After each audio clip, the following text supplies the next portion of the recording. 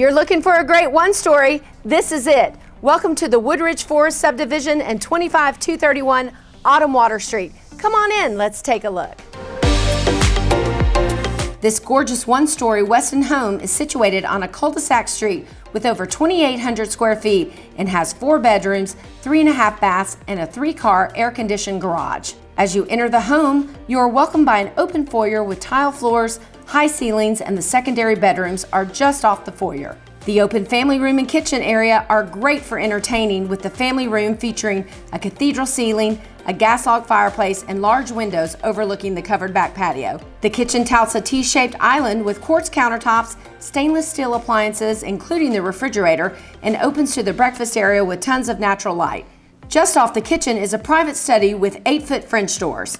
The spacious owner suite has room for a sitting area and has a double tray ceiling, while the owner's bathroom features dual sinks, a freestanding tub, walk-in shower, and 2 walk-in closets. The 3-car tandem garage is finished and insulated with an AC split system, a 220-volt electrical plug, extra recessed lighting, and an epoxy surface floor. It's the perfect man cave.